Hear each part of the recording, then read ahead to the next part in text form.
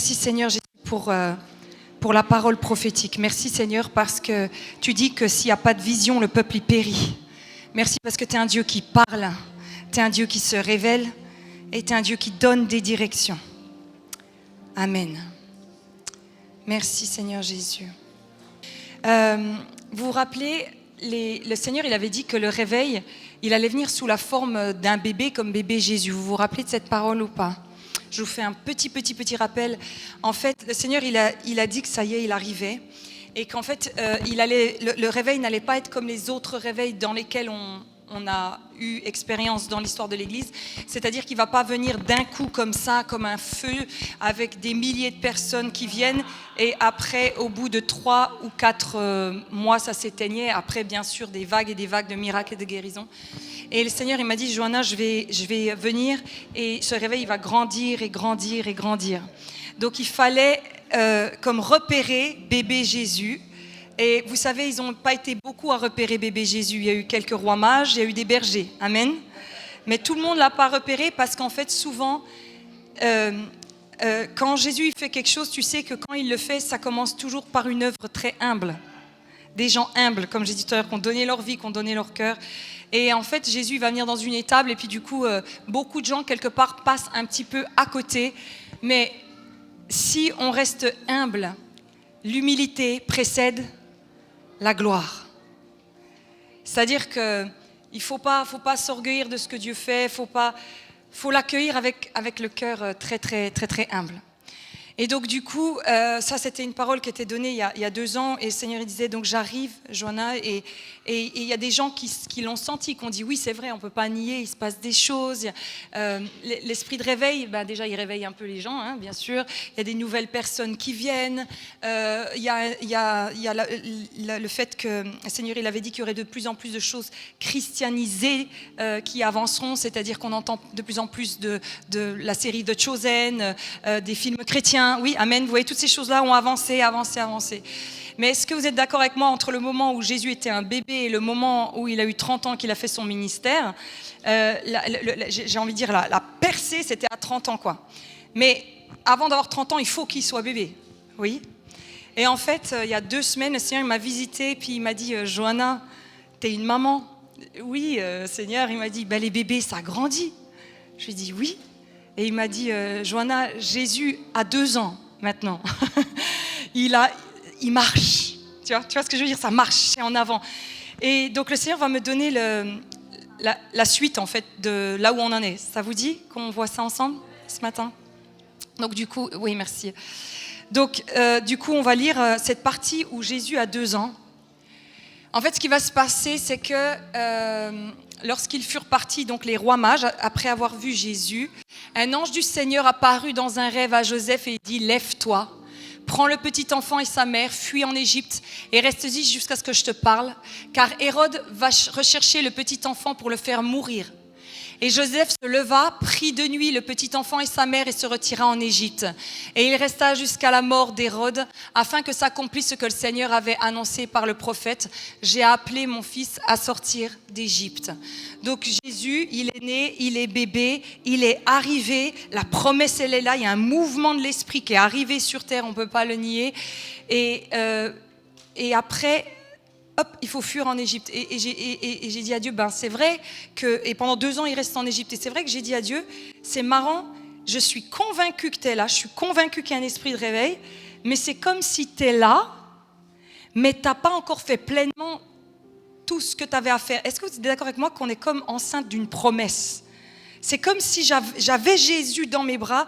Et après, le Seigneur m'a fait lire le passage dans Luc avec Siméon. Vous savez, Siméon, il va tenir Jésus et il va dire « J'ai vu le Sauveur ». Et Dieu, il m'a dit « Johanna, reste fixée sur ça, je suis là, je suis en mouvement ». Et il y a eu une forte attaque de l'ennemi contre ce réveil, principalement, alors ça ne va peut-être pas vous concerner, mais on est un corps, alors il faut qu'on soit ensemble, ça a été par rapport à l'Église persécutée. Le taux de chrétiens persécutés n'a jamais été aussi élevé, on est passé à 380 millions de chrétiens persécutés. Et Dieu il m'a dit, tu vois Johanna, pendant que j'ai soufflé, il y a quand même eu l'Église persécutée qui a vécu un choc. Et en même temps, L'église persécutée est l'église qui a vu le plus fort taux de croissance. C'est incroyable, hein? C'est incroyable. En Iran, dans les pays comme ça, les églises grandissent plus qu'ici. Donc, j'essaie de vous donner une image large. Ça vous va comme ça? On va aller large et après on va revenir sur... Donc, ce que le Seigneur est en train de faire actuellement, c'est qu'il est venu. Il y a eu des signes, l'étoile, il y a eu des signes, il y a eu des choses, il y a eu la myrrhe, il y a eu l'or qui a été donné, il y a eu quelque chose qui s'est passé. Et puis, à un moment donné, Jésus a été quand même persécuté, et ça, il faut que vous en ayez conscience, parce que j'ai l'impression des fois, les Occidentaux, on oublie l'Église persécutée, et c'est vraiment pas bien. Vous êtes d'accord avec moi? C'est vraiment pas bien. Ils dépendent de nous pour survivre, de vos prières et de vos financements. Amen. Vous savez, imaginez, un de vos enfants part en vacances, je ne sais pas où, et il est kidnappé par des terroristes. Vous remueriez ciel et terre pour le retrouver, c'est pas vrai? Vous iriez faire une lettre au président et tout ça. C'est vos frères et sœurs, et le Seigneur m'a alerté et il m'a dit, tu dis à mon église qu'elle n'a pas le droit d'oublier que Jésus a été mis en Égypte ces derniers temps. Donc c'est la première chose que je voulais vous dire. Le Seigneur vous demande de ne pas oublier le frère et la sœur qui est emprisonné pour sa foi, qui est persécuté pour sa foi. Amen. Paul, il le dit, n'oubliez pas. Donc c'était un rappel de Dieu. Normalement, votre chair, là, elle doit se dire, vas-y, je voulais des paroles pour moi, pour ma vie, que ça va avancer, ça va se débloquer. Ça ne se passe pas comme ça dans le royaume. Ça ne se passe pas comme ça. C'est d'abord... Tu perds ta vie et après tu la retrouves. Tu donnes et après, amen. Donc on commence par ça. Ensuite, après la mort d'Hérode, donc 2 ans après, il y a un ange du Seigneur qui apparaît en rêve à Joseph à nouveau en Égypte et dit « Lève-toi, prends le petit enfant et sa mère et va dans le pays d'Israël, car ceux qui en voulaient à la vie du petit enfant sont morts. » Je suis très touchée, mais le Seigneur il m'a dit « Johanna, ça va changer maintenant. » Il y a une forme de persécution que le Seigneur va pu permettre. Et je crois qu'on va voir vraiment énormément de conversions. Énormément. Parce que la lourdeur d'Hérode, il y a quelque chose que le Seigneur va faire où c'est comme si... je ne dis pas que l'Église persécutée va plus vivre la persécution, mais il va y avoir une percée. C'est ça que je veux dire. Il va y avoir une percée. Joseph se leva, prit le petit enfant et sa mère et alla dans le pays d'Israël. Cependant, il apprit que Archélus régnait sur la Judée à la place de son père Hérode et il eut peur de s'y rendre. Averti de nouveau dans un rêve, il se retira dans le territoire de Galilée et vint habiter dans une ville appelée Nazareth afin que s'accomplisse ce que les prophètes avaient annoncé. Il sera appelé Nazaréen. Et en fait, j'ai vu Jésus revenir et venir à Nazareth. Le Seigneur, Nazareth, ça veut dire verdoyant et germé. Il va y avoir une très grande moisson. La phrase que j'ai entendue de la part de Dieu, c'était « Ce ne seront même pas vous qui irez les chercher, c'est eux qui viendront à vous ». C'est ce type de moisson. C'est-à-dire que des gens vont arriver au culte, on ne s'y attend pas. Des gens de votre famille vont vous recontacter, vont venir. Il y a une poussée de Dieu qui va se faire, il y a une grande moisson. Jésus vient à Nazareth. Un autre point que je voulais vous dire, c'est que vous avez vu, Joseph, il est averti en rêve. D'ailleurs, Dieu lui parle qu'en rêve à Joseph, dans le papa de Jésus. Il est marqué dans Joël que dans les derniers temps, les songes seront accentués. Le Seigneur me dit de vous dire que l'un de ces langages dans les temps qui viennent vont être les songes. Il va y avoir une libération de songes. Les gens vont rêver. Normalement, vous avez rêvé les derniers temps. Est-ce que vous pouvez lever la main ceux qui ont rêvé les 2 dernières semaines? Voilà, normalement, et ça va s'accélérer, d'accord? Ça va s'ouvrir. De toute façon, ceux qui n'ont pas levé la main, à partir de ce soir, c'est parti, ok? Parce que la parole prophétique, elle ouvre les choses. Donc, l'Église persécutée va sentir quelque chose s'alléger. Jésus, il va venir et une moisson. Alors, on a souvent dit qu'une moisson arrivait, mais comme je vous ai dit, le bébé va grandir et grandir. Donc là, on passe à un stade 2, amen. Et dans ce stade 2, la pensée de l'Esprit, c'était, ils vont même venir à vous, en fait. C'est comme ça que ça va se faire. Des gens auxquels on ne se serait pas attendu vont venir à l'église. Et si tu es là même pour la première fois, toi-même, tu dois être en train de te dire à toi-même, même moi, je me suis amené tout seul. Ça, c'est ce que le Saint-Esprit est en train de faire, d'accord? Ensuite, ça va, vous suivez les points au fur et à mesure? Ouais.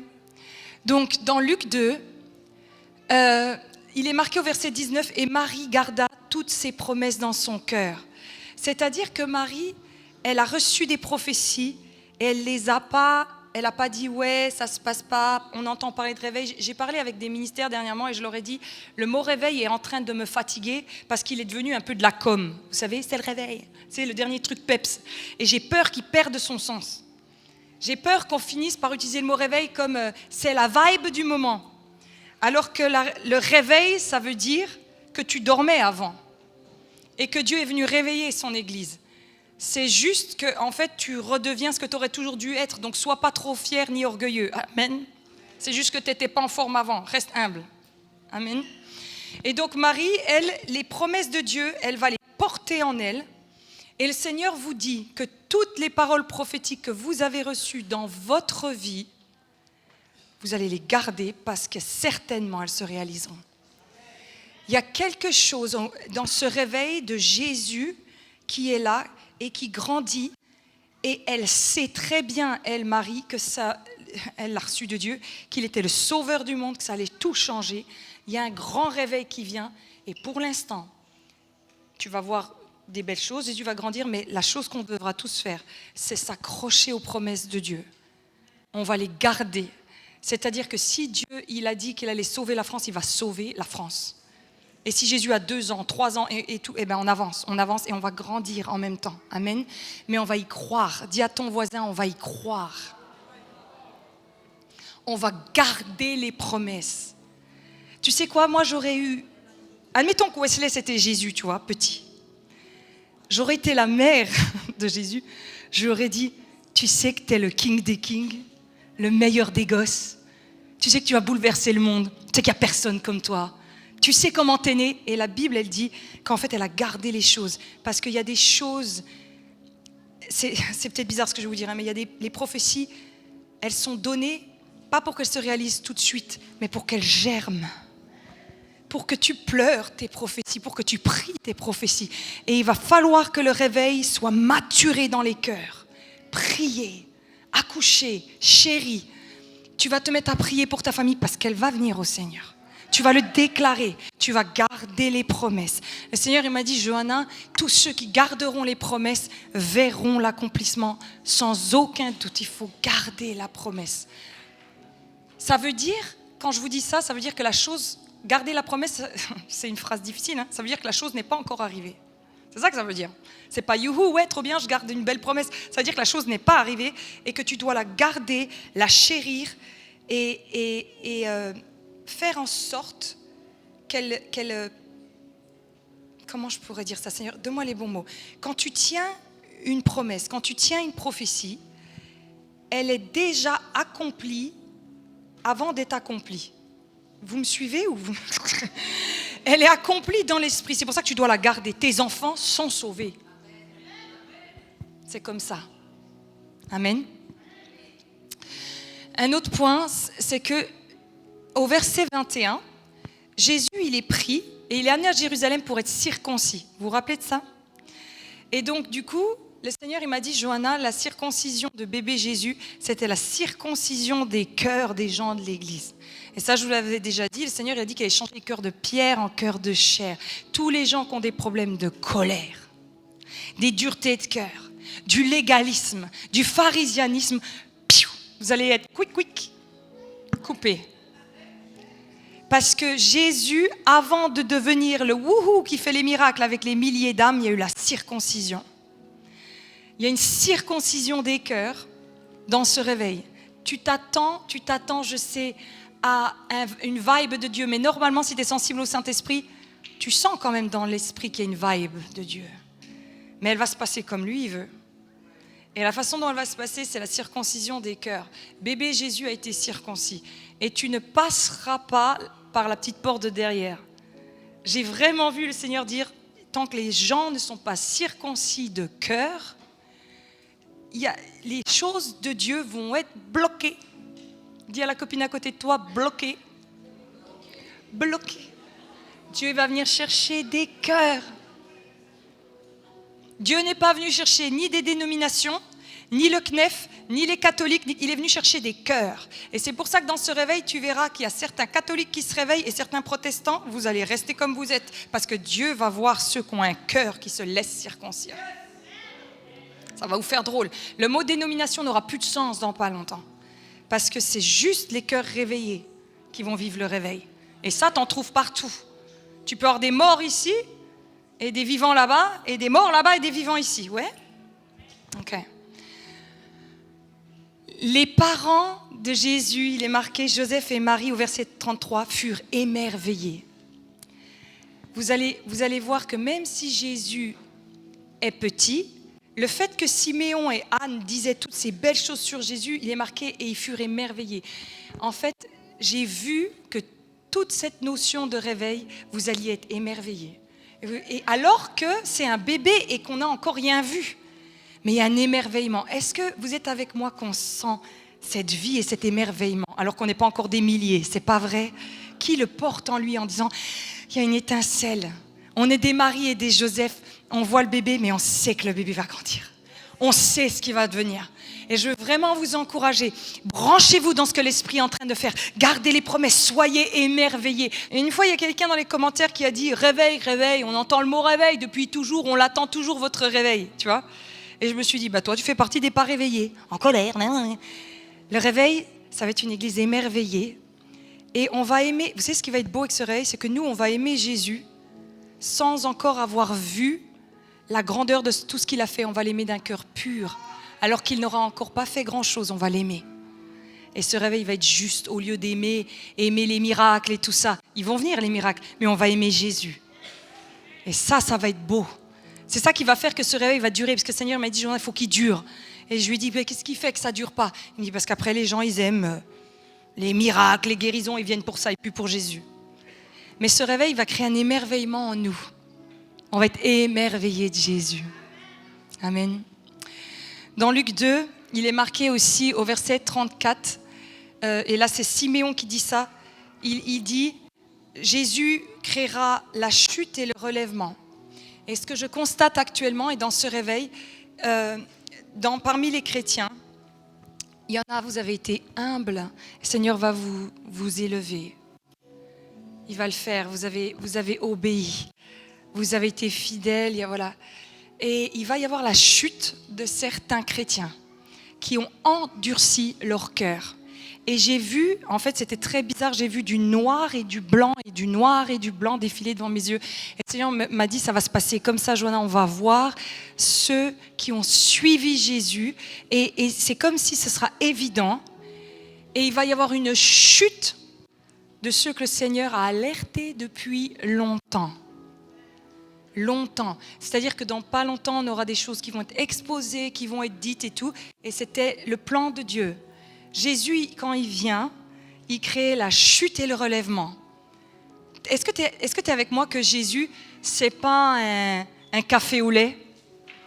Hein? Il n'est pas bon, allez, c'est pas grave. Il est juste. Amen. Donc il va y avoir ce... Alors moi, ça m'a mis un peu la crainte de Dieu, mais quand j'ai dit à Dieu, Seigneur, ça craint que ça va... J'aime pas les chutes, moi, j'aime pas ça. Je me suis retrouvée à une réunion de prière l'autre matin à pleurer. J'ai dit à Dieu, je te demande pardon pour les chrétiens qui font pas bien. Franchement, mais pardon. Et le Seigneur m'a dit, je suis obligée, Johanna, je suis obligée de le faire parce que j'ai averti longtemps. Et maintenant, je suis juste. C'est pas vrai? Il est juste. Une autre chose que Jésus fait, c'est que, vous savez, il y a la prophétesse Anne, donc dans Luc 2. La prophétesse Anne, c'est une dame âgée qui est dans le temple et qui va intercéder presque toute sa vie pour pouvoir voir un jour l'arrivée du Sauveur. Et le Seigneur, il m'a dit, Johanna, il y a quelque chose d'assez prophétique dans votre église. Toutes les femmes âgées qui ont prié et intercédé, vous allez voir de vos yeux le réveil. Le Seigneur vous le donne en récompense. Et il est marqué dans le passage que Anne allait partout, le dire à tout le monde, elle allait le dire à partout. J'ai vu des mamies dans notre église sauter et bondir de partout. Les dames qui intercèdent, qui sont humbles, des personnes âgées, parce qu'il est marqué que Anne, elle était âgée, elle n'avait rien, elle faisait que ça, prier. Vous allez voir une joie vous visiter comme vous n'avez jamais eu avant. Il y a une joie qui va visiter les femmes d'un certain âge qui ont intercédé, et vous allez voir ce réveil, vous allez voir l'accomplissement de vos prières. Donc il y a un grand sourire de Dieu sur les intercesseuses d'un certain âge, et je vous honore ce matin. Amen. On ne serait pas là sans elle aujourd'hui. Dans le verset 35, Anne, elle va dire que Jésus aura pour but, parce que dans Luc 2, en fait, c'est Siméon et Anne qui prophétisent sur ce bébé, quoi. Et elle va dire, les pensées des cœurs seront révélées. Dans la saison dans laquelle on est, les pensées des cœurs vont être révélées. Si tu es une orgueilleuse, ça va se voir. Si tu as fait les choses par contrôle, c'est comme si le voile va être retiré et on va tout voir de tout le monde, à poil. Je ne peux pas vous expliquer, mais c'est comme si, avant, vous savez, on arrive à retourner les choses, les phrases, à justifier, à machin. Maintenant, je ne sais pas comment vous expliquer, mais c'est comme si j'ai vu qu'on allait tous savoir qui on était, les uns les autres. Je ne sais pas comment l'expliquer autrement, mais Jésus va faire en sorte que si tu n'es pas droit, ça va se sentir. Si tu es une menteuse, tes mensonges vont se voir.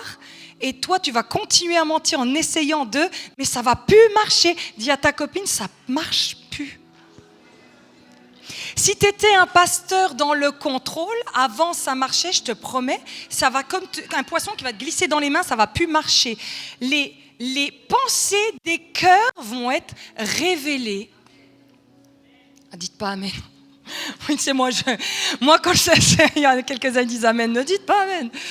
C'est-à-dire que tu pourras nous dire ce que tu veux. Ouais, mais non, c'est pas ce que je voulais dire. C'est exactement ce que tu voulais dire. Parce que de l'abondance du cœur, la bouche parle.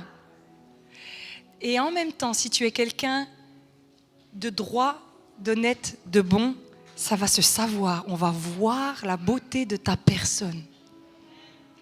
Ceux qui sont un peu oubliés, des fois, vous savez, ils sont humbles, ils servent, ils sont obéissants. Le Seigneur va montrer. Vous allez être connus de Dieu et connus du peuple de Dieu. Amen. Vous verrez, c'est comme si dans les jours qui viennent, vous allez vous dire ah ouais, et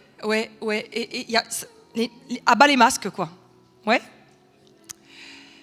Et puis, qu'est-ce qui fait Jésus? Moi, j'ai toujours dit, je me suis posé la question, je ne sais pas si vous êtes pareil, mais je disais, Seigneur, qu'est-ce que tu as fait tout le temps où tu étais petit? Il jouait au billes, il jouait au pog, qu'est-ce qu'il faisait Jésus? Tu vois, je ne sais pas s'il faisait de la trottinette, enfin de l'âne, visiblement. J'ai bien aimé, il y en a qui gèrent un peu la com dans l'église cette semaine. Il y a quelqu'un qui a dit, une femme ne peut pas servir Dieu, nanana. Et quelqu'un de la com de l'église lui a répondu, oh, vous savez, Dieu a bien utilisé un âne, il peut utiliser une femme. Merci l'équipe com. C'est mon équipe en plus, mais j'ai ri parce que j'ai dit, voilà, dis-lui ça. Voilà, c'est une bonne réponse, gloire à Dieu. Donc qu'est-ce que Jésus faisait pendant ce temps? Et il est marqué, il se fortifiait dans l'esprit, rempli de sagesse. Donc en fait, quand il est petit, Jésus, ce qui se passe, c'est qu'il grandit. Et il grandit dans l'esprit rempli de sagesse. Et l'Église, elle va retrouver non pas forcément de la puissance, là, dans les temps qui arrivent, mais beaucoup de sagesse. Parce qu'il y a eu un manque de sagesse au sein des églises. Il y a eu des choses qui n'auraient pas dû se faire, qui créaient des scandales et tout. Et vous savez que le premier à être blessé quand c'est comme ça, c'est Dieu. Le premier à être humilié, c'est Dieu. Et donc Dieu, il va nettoyer son église et ramener de la sagesse. Tu sais que le synonyme du mot sagesse dans la Bible, c'est équilibre. De l'équilibre. Les prophètes mystiques, on vous veut plus. Vous avez déformé la beauté du charismatisme et vous nous avez fait passer pour des déséquilibrés. Mais maintenant, les paroles prophétiques vont être saines et vont construire le corps. Ceux qui prient pour les malades et qui poussent les gens, c'est fini. C'est Dieu qui fait tomber les gens, pas toi. Parce que sinon, tu t'inscris dans ces cas-là dans un ring de boxe, mais pas à l'église, pas avec nos brebis, nos amours, nos personnes. Amen. tout ce qui est déséquilibre financier, j'en parlerai tout à l'heure. Amen, toutes ces choses-là. Donc il va y avoir une sagesse. Bébé Jésus, à 2 ans, il grandit. Et dans cette croissance, il y a une sagesse qui vient, il y a des promesses qui vont nous émerveiller, qui vont nous garder en vie, même si on ne voit pas encore, on va y croire. Pendant que je priais, je voyais des gens rire comme si c'était déjà fait en fait. Et ils savent que leur famille va être sauvée, ils savent qu'ils vont être guéris, ils savent qu'ils vont avoir des enfants. On va être des happy people. Amen. Et si ce n'est pas ton cas actuellement, ne t'inquiète pas, ça va revenir. Amen. Dieu est un Dieu fidèle. Il y a un projecteur qui va être mis sur l'impureté.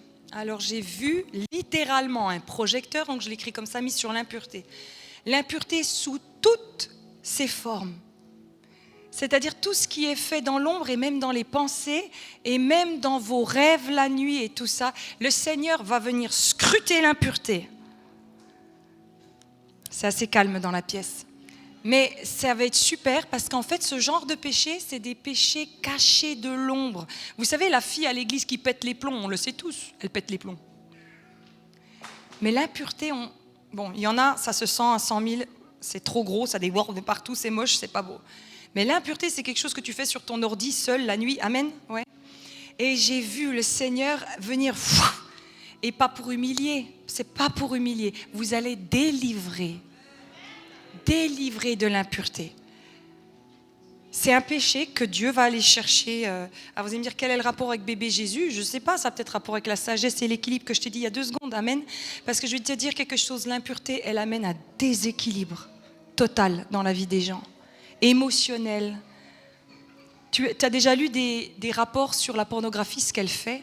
Je me suis dit, et je vais le faire, je vais vous faire un prêche rien que sur la pornographie en automne. En fait, juste pour que tu comprennes ce qui se passe après, ouais. Et ce qui est génial, c'est que début juin, j'ai la date dans ma tête, le 4 juin, en France, ils ont mis la loi qu'il est impossible pour un mineur maintenant d'aller sur un site porno. Vous savez, il doit mettre sa carte d'identité. Depuis le 4 juin, gloire à Dieu, parce que les enfants sont addicts à partir de 11 ans, le rapport a donné. Une addiction, t'imagines à ça? Ouais. Donc le Seigneur, il va aller chercher l'impureté. Et beaucoup de gens vont être libérés de l'impureté. Et là, alors là, c'était la parole que je voulais donner ce matin. J'aimerais vous parler du portable. Vous savez que je ne suis pas quelqu'un qui est un oiseau de mauvais augure qui donne des paroles. Vous savez, c'est la fin des temps, on va tous mourir, construisez des bunkers. Vous êtes avec moi que je pense que je suis à peu près normalement. D'accord? Et en fait, ce qui s'est passé, c'est que pendant 3 mois, tous les matins, je suis réveillée par le Saint-Esprit qui me dit la même phrase. Et tu sais, je n'y prends pas garde. Tu sais le passage où Dieu dit Samuel, Samuel, Samuel. Et à la fin, Samuel, il dit ton serviteur écoute. Tous les matins, j'ai la même phrase, Dieu qui me dit plus de portable à côté des têtes, il y aura des cancers de partout du cerveau. Et je me dis, bref.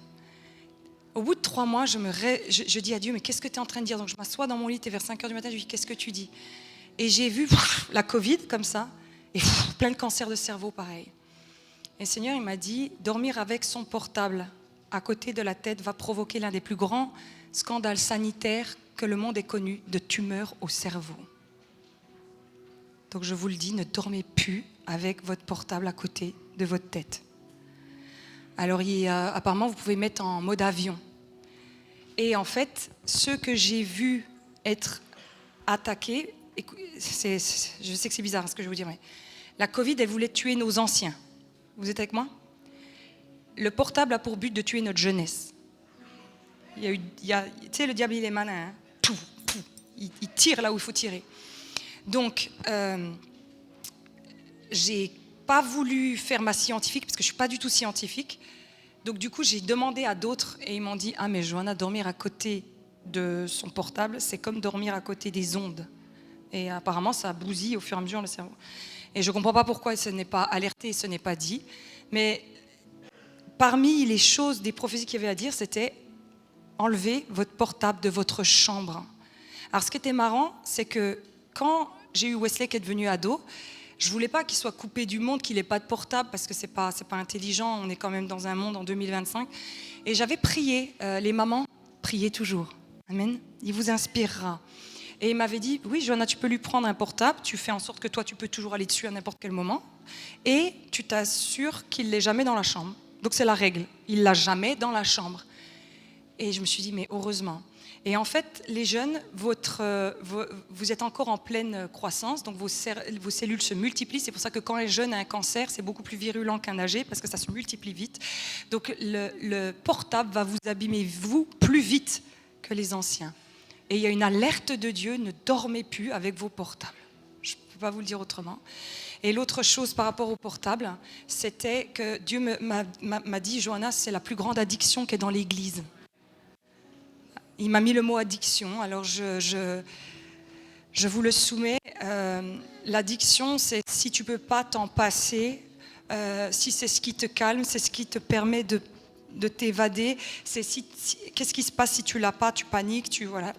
Bon, l'addiction, c'est toutes sortes de choses, mais ce qui m'a fait mal au cœur, c'est que le Seigneur m'a dit l'addiction est au sein de l'Église. Donc en fait, on est une grande bande de malades, on est malade. Et en fait, la porte de ton âme, c'est tes yeux. Ce que tu regardes rentre dans ton âme. Et Dieu, il m'a dit, mon église est souillée, Johanna. Elle est souillée. Et le portable, il va falloir qu'on prie pour alors je vous dis ce que j'ai reçu, mais la délivrance de personnes addictes au portable.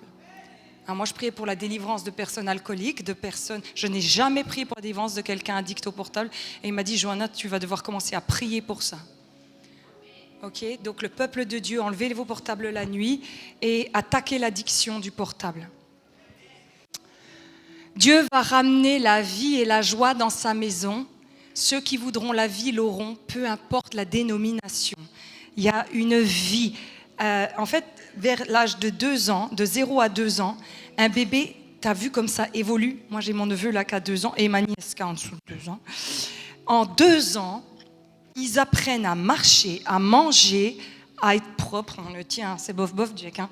Mais ils apprennent tellement de choses. Il va y avoir un élan de vie dans l'église. Et je vais vous dire quelque chose, les nouveaux convertis, vous allez grandir plus que tous les autres croyants avant. Vous allez grandir très vite. Il y a une poussée de l'esprit. Et notre église commence une école de disciples en septembre. Vous le saurez, les inscriptions ouvriront le 1er août, qui va s'appeler ACBM Campus. Et c'est une école biblique parce que Dieu nous a montré que les gens vont grandir vite. Très vite. Amen. Il va y avoir une poussée de vie. Et dans cette poussée de vie, il est marqué dans Deutéronome 5,16 « Honore ton père et ta mère comme l'Éternel ton Dieu te l'a ordonné, afin que tes jours se prolongent et que tu sois heureux dans le pays que l'Éternel ton Dieu te donne. » Le Seigneur, il m'a dit, Johanna, dis-leur d'honorer les anciens, ça fera partie de la joie et de la vie. Vraiment, Dieu, il vous demande honorer, pas d'être d'accord, d'honorer les anciens. Parce que le problème, c'est que les églises, en grandissant, elles veulent une nouvelle vision, elles veulent des nouvelles choses et tout ça, puis elles oublient un peu les anciens, c'est pas vrai? Donc, il y a quelque chose dans le fait d'honorer les anciens. Si vous le faites, il y a une vie qui va couler en vous. C'est une loi spirituelle. Et comme on est dans une génération qui met ses personnes âgées en maison de retraite et qui jette la clé à l'oubliette, l'Église, en honorant nos anciens, il va y avoir une validation de Dieu sur nous, spirituellement. Vous comprenez ce que je dis quand je dis spirituellement? Ça veut dire que dans le monde spirituel, on aura de l'autorité parce qu'on honore nos anciens. Tu sais qu'il peut se passer des miracles et des guérisons et des délivrances au sein de l'Église simplement parce que Pierre et Julien sont en train de construire actuellement une maison de retraite. Eh oui, tout le monde va s'inscrire à la fin du culte. Mais c'est pas une maison de retraite, c'est un lieu de vie. C'est ça que vous l'appelez le lieu de la vie. L'adoration va encore monter d'un cran. La phrase que le Seigneur m'a donnée, c'est « Le niveau de présence de Dieu nous fera à la fois pleurer de joie et de tendresse. » Je voyais des moments d'adoration avec des gens qui pleurent. Il y en a qui pleureront de joie, il y en a qui vont être pleurés, touchés par l'amour de Dieu. Il va y avoir une présence de Dieu, tu sais. Et l'autre phrase qui m'a touchée, Dieu m'a dit, on n'entendra plus dire qu'un groupe de louanges était super lors d'une conférence ou quoi, mais qu'on avait entendu le peuple de Dieu louer. On ne dira plus, ouais, il y avait tel groupe, c'était trop bien. On dira, t'as vu comme le peuple de Dieu chantait. Ça va monter d'un cran. Les autres choses, c'est que l'humilité était la clé de ces derniers mois et ceux qui l'ont été, les portes vont s'ouvrir. L'humilité était la clé. L'humilité, j'ai vu des portes s'ouvrir dans la vie des gens, dans des églises, tous les ministères qui ont été humbles, ça va s'ouvrir. Et à l'inverse, ceux qui ont été orgueilleux, l'orgueil précède la chute. L'humilité était la clé. Et je veux vraiment vous honorer ceux qui ont été fidèles. Vous savez que la CBM, ce n'est pas la meilleure église du monde. Hein. On a nos problèmes, on a nos défis, on a des pasteurs vraiment pas faciles. Merci d'être resté humble, d'avoir été fidèle. Et j'ai presque envie de vous dire, tenez, prenez la clé maintenant et ouvrez les portes de vos vies. Allez-y. Il y a quelque chose dans l'humilité qui est une clé. Et en même temps, ceux qui raidissent leur cou, parce que vous avez déjà lu dans la Bible, hein, si Dieu il te dit que l'humilité c'est une clé qui ouvre, si tu prends le contraire, ça veut dire quoi? Que l'orgueil c'est une clé qui ferme. Ben oui, hein? D'accord. Dieu, j'ai vu Dieu déposer là, ici au centre des gens, j'ai vu des diamants, des gros trucs comme ça être déposés au cœur même des gens. Et si on m'a dit, je vais redonner un amour pour l'église locale. Un amour. C'est-à-dire que ça a été un petit peu diffus ces dernières années. Beaucoup de gens n'ont pas d'église, sont blessés, ont quitté leur église, c'est flou. Et puis on a commencé à dire aux gens, ouais, le corps de Christ, c'est mystique, c'est tous ceux qui aiment Jésus, voilà. Et en fait, le Seigneur va comme restructurer son armée et chaque église est un bataillon. Dis à ton voisin, chaque église est un bataillon. Et j'ai vu de plus en plus de gens avoir comme cette révélation et cet amour de l'église locale. Et c'était comme un diamant en eux. Et ils se rattachaient au corps. Qui d'entre vous a senti ces derniers mois que Dieu l'a rattaché au corps? Il l'a rattaché au corps, ouais. Hein? Il y a des gens qui sont revenus. Et ça, c'est l'esprit de réveil qui a fait ça en vous. Donc il y a quelque chose, des églises locales. Alors attention, en même temps, je vais me permettre... Il y a des églises locales, on en parlait hier, qui ne sont pas de Dieu. Tu sais que ça peut exister, ça? Ça veut dire qu'elles n'ont pas été initiées par Dieu. Et si tu as une relation avec le Seigneur, du discernement ou quoi, tu sauras repérer un lieu de vie où aller. Mais il y a certaines églises qui ne sont pas initiées de Dieu. Et je parlais à une personne hier et je lui disais, ces œuvres-là vont s'éteindre en fait. Parce que l'œuvre de Dieu, elle va tellement vivre que les autres, ça va demander un tel effort. Tout ce qui est né de la chair doit être maintenu par la chair. Tout ce qui est né de l'esprit est maintenu par l'esprit. Donc ça va épuiser, les œuvres de la chair vont épuiser. Mais ce qui est né de l'esprit va... Amen. Une fois, il y a quelqu'un qui m'a dit « Mais Johanna, mais même avec ton père, tu t'es bien pris la tête. » Et puis l'église, elle a continué. Et puis, parce qu'on parlait de... Vous savez, quand il y a des désaccords et tout ça. Alors, moi, j'aurais pas dit bien sûr, je me suis jamais pris la tête avec mon père. Qui ne s'est jamais pris la tête avec son père, tu vois? Alors, je dis menteuse, lèche-botte, chouchoute. Hein? Elle s'est jamais pris la tête avec toi, tu rigoles. Un coup, elle t'a boudé 3 semaines quand elle passait le bac. C'est vrai? Ah, c'est lui qui t'a boudé. Oh! On coupera au montage. Non, mais alors la personne, elle me dit, mais alors comment vous faites pour que l'église tourne même quand vous n'êtes pas d'accord, du coup? Parce que Denis est facile à vivre et mon mari est très facile à vivre. Et je ne sais pas comment ils font dans l'équipe pastorale pour être avec mon père et moi. Franchement, on est intenses, nous, tu vois. Et donc, du coup, la personne m'a dit, mais comment vous, ça fait pour marcher? Et je lui ai dit, parce que l'œuvre est initiée de Dieu. Pas de Jean-Marie, ni de Pierre, ni de Johanna. Donc l'œuvre va marcher. T'es avec moi? Et puis si Johanna, elle dérape, Dieu retirera Johanna, mettra quelqu'un d'autre, mais l'œuvre demeurera. Amen. Ne m'enlève pas, Seigneur. Amen. Et...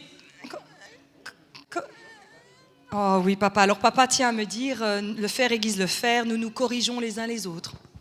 C'est beau, hein, dit comme ça, papa. Si je peux me permettre, j'ai l'impression que c'est plus toi qui me corrige que là. Non, je rigole. Non, je suis. Bip, bip, bip. On passe sous un tunnel.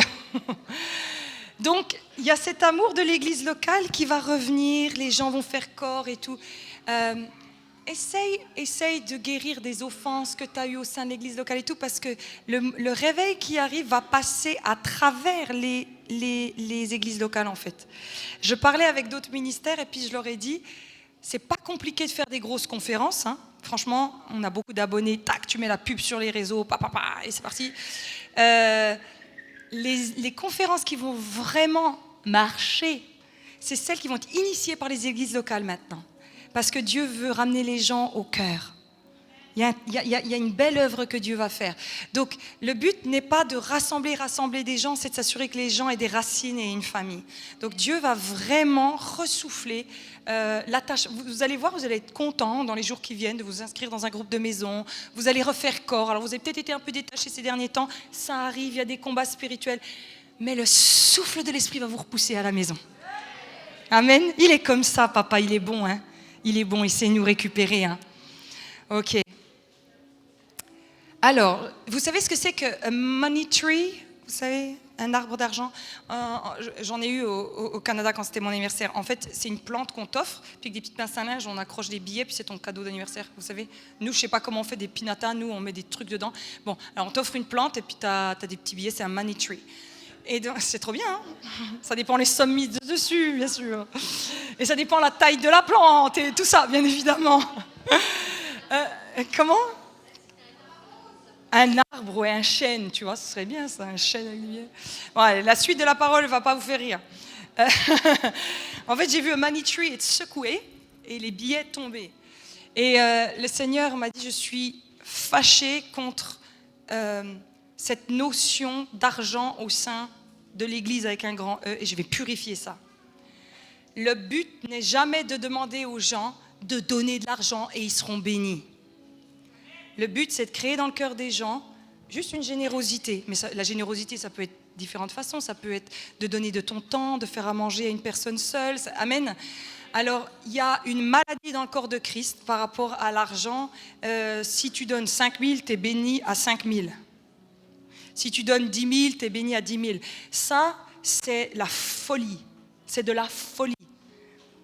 Ça fait partie, vous savez, la Bible, elle dit, ils ont dévié, ils ont commencé à enseigner de la folie. Donc, le Seigneur, il va secouer ça, c'est-à-dire que maintenant, vous savez, quand j'ai dit que les intentions du cœur vont être dévoilées, c'est-à-dire que ça va, quand les gens vont faire ça, au lieu que les gens disent « Ah bah oui, c'est vrai, je vais payer pour pouvoir avoir la bénédiction de Dieu », en fait, les gens vont sentir que ça pue. Le money tree est secoué. L'Église catholique, elle a fait ce qu'on appelle des indulgences au Moyen-Âge, c'est-à-dire que tu payais pour que tes péchés soient pardonnés. Vous rappelez vos cours au collège, d'accord? Et avant de partir à la guerre, qu'est-ce qu'ils faisaient les soldats? Ils allaient voir leur prêtre, et puis, comme à la guerre, ils se disaient, bah, ça se peut que je fasse ça, ça, ça et ça, bah, ils donnaient une somme en avance. T'imagines? Tu vas voir ta femme, tu dis, allez, je te donne 5 000 balles parce que je vais te tromper ce soir. C'était un peu ça, c'est ce qu'ils faisaient à Dieu, ok? Eh bien, il y a eu un peu de ça chez les évangéliques avec une notion de ce qu'on appelle la prospérité. Eh bien, t'achètes pas Dieu, en fait. Amen. Et je vais te dire un truc, Dieu, il s'occupe de sa maison. Et puis les gens, moi, je préfère des gens qui donnent généreusement de leur propre cœur que donne et puis je te bénirai, tu sais. Ça n'a pas de sens. Mais ce truc-là va être secoué. Secoué dans la maison de Dieu, ça va devenir une honte. Ça va être une honte. Et c'est très bien. Amen. Ok. Une autre chose que Dieu va faire, ah oui, pardon, il me manque la dernière slide. C'est que, vous savez, il y a eu ce mouvement des femmes où Dieu a levé des intercesseuses, des femmes qui ont prié pour leur famille et tout ça. Et j'ai vu les hommes arriver derrière. Les hommes arrivent. Les hommes arrivent. Il y a une levée dans les hommes. Alors, les filles, je vais vous féliciter, celles qui ont bien fait en tout cas. Celles qui ont dit, on va honorer, on va aimer, on va prier, on ne va pas devenir des Jézabel, on ne va pas dire, ouais, on peut se débrouiller sans les hommes, nanana, non. Toutes celles qui ont honoré, prié et tout, le Seigneur vous dit, vous avez gagné les filles. Vous avez gagné vos maris, vous avez gagné vos pères, vous avez gagné vos frères. Il y a un féminisme qui est moche dans le monde, il ne faut pas qu'on rentre dedans. Et la façon que Dieu avait était de ramener les femmes dans le lieu secret et la prière. Je crois que vous l'avez déjà vu, le film, aidez-moi, War Room, merci. Le film War Room, c'est une maman qui va prier pour son couple et ses enfants. Et quand il était sorti, le Seigneur il m'avait dit, Johanna, ce film est une prophétie. Les femmes vont se mettre à prier. Amen. Et donc, dans les temps qui viennent, il va y avoir des hommes guéris, délivrés, restaurés. Et ils vont venir demander à vivre des choses de Dieu et tout ça. Donc, voilà un peu ce que Dieu va faire. Bébé Jésus a 2 ans. Il arrive à Nazareth, il y a une moisson qu'elle a. L'impureté va être quelque chose que Dieu va aider les gens à s'en sortir. Les gens vont être libérés de ça. L'addiction du portable, le Seigneur va attaquer ça. Les hommes vont se lever et les promesses vont tenir. On va être émerveillés, on ne va pas lâcher. C'est ce que j'avais à vous dire ce matin. Est-ce que le groupe de louanges, vous pouvez revenir, le groupe de louanges? Je vous propose qu'on loue Dieu. Les équipés de prière, vous pouvez venir aussi. Comme ça, tous ceux qui savent que vous avez une addiction au portable, toutes les choses qui ont été dites là, les hommes où vous dites « Seigneur, je veux me consacrer ma vie ». Ceux qui luttent avec l'impureté, venez aussi. Est-ce que vous êtes d'accord avec moi qu'il n'y a plus de condamnation pour ceux qui sont en Jésus-Christ? Tu sais que je préfère que tu viennes me voir ce matin en me disant « Johanna, je fais ça et ça et ça dans l'impureté » et que tu repartes libre, plutôt que tu me dises rien et que je sais que tu continues comme ça chez toi. Ouais? Amen. Seigneur Jésus, nous te prions que ces paroles prophétiques s'activent dans nos vies. Tu les actives dans nos vies, Seigneur Jésus. Que les promesses, elles vivent en nous, qu'on soit émerveillés de tes promesses. Je bénis les intercesseurs, Seigneur, de 50 ans et au-dessus, et même en dessous d'ailleurs. Je les bénis, Seigneur, je prie qu'elles voient de leurs yeux ce mouvement de vie et de réveil. Seigneur, je te prie pour toutes les personnes qui luttent encore avec l'impureté, délivre-les. Mon Seigneur et mon Dieu, mon Sauveur, mon Prince de paix, parce que l'impureté, ça trouble, ça enlève la paix. Tu libères, Seigneur. Tu libères les personnes qui ont des addictions. Tu libères, Jésus. Merci parce que tu fais grandir. Ton œuvre, elle est en train de grandir, Seigneur. Merci de redonner dans les cœurs l'amour pour l'Église locale. Merci, Seigneur Jésus. Merci, Seigneur Jésus. La vie et la vie en abondance. La vie et la vie en abondance. Merci, Seigneur Jésus. Je te prie, Seigneur, pour tous mes frères, tous ceux, Seigneur, qui ont besoin d'une poussée de ton esprit ce matin, nous poussons dans la prière, et qu'ils puissent rentrer pleinement dans tout ce qu'ils ont à rentrer. Merci, Seigneur Jésus. Est-ce qu'on peut prendre le chant gratitude? On va prendre le chant gratitude. Merci Seigneur. Merci, tu fais ton œuvre dans ton Église. Tu fais ton œuvre, Seigneur Jésus. Seigneur, je te prie de nous aider à enlever ces fichus portables aussi, la nuit. On les enlève. On les enlève. Vous savez qu'il y a un grand homme de Dieu, il s'appelle Spurgeon. Et on pense même qu'il est mort d'avoir fumé le cigare, tellement il fumait le cigare. Mais à l'époque, on ne savait pas que fumer était mal. Vous savez, maintenant, on le sait. Il y a des choses comme ça. Le portable, on dira, on ne savait pas. Mais là, Dieu avertit. Amen. Dieu, il avertit. Merci, Jésus. Alors, j'élève mes mains pour t'adorer encore et encore. Pouvez-vous avancer, tous ceux qui ont besoin de prière? Les addictions vont tomber. Merci Jésus, fais ton œuvre Jésus. L'impureté va tomber. Qu'il soit digne de ta majesté. Si ce n'est mon cœur qui chante, Alléluia, Alléluia. Alors j'élève mes mains pour t'adorer encore et encore. Tout ce que j'ai, c'est un Alléluia. Alléluia. Je n'ai rien trouvé qui soit digne de ta majesté. Si ce n'est mon cœur qui chante Alléluia. Alléluia.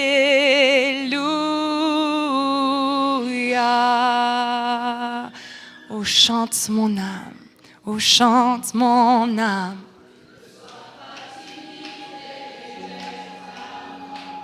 Car tu as un lion qui rugit en toi. Alléluia le Seigneur. Oh, chante mon âme, ne sois pas timide et lève ta voix. Car tu as un lion qui rugit en toi.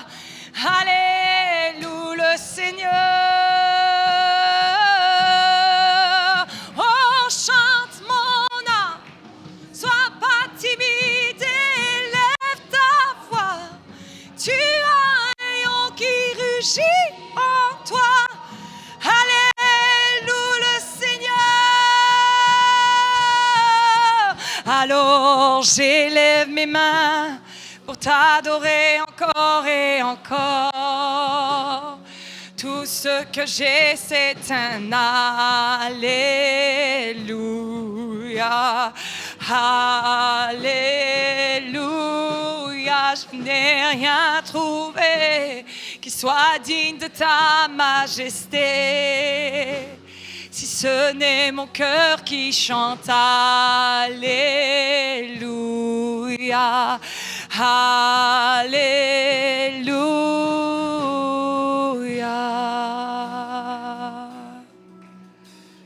Chante mon âme.